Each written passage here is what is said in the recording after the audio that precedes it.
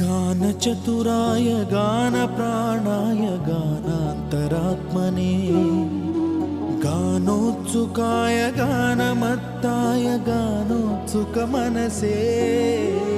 गुरुपूजिताय गुरुदैवताय गुरुकुलस्थायिने गुरुविक्रमाय गुह्यप्रवराय गुरवे गुणगुरवे गुरुदैत्यकलक्षेत्रे गुरुधर्मसदाराध्याय गुरुपुत्र परित्रात्रे गुरुपाखण्डखण्डकाय गीतसाराय गीततत्त्वाय गीतगोत्राय धीमहि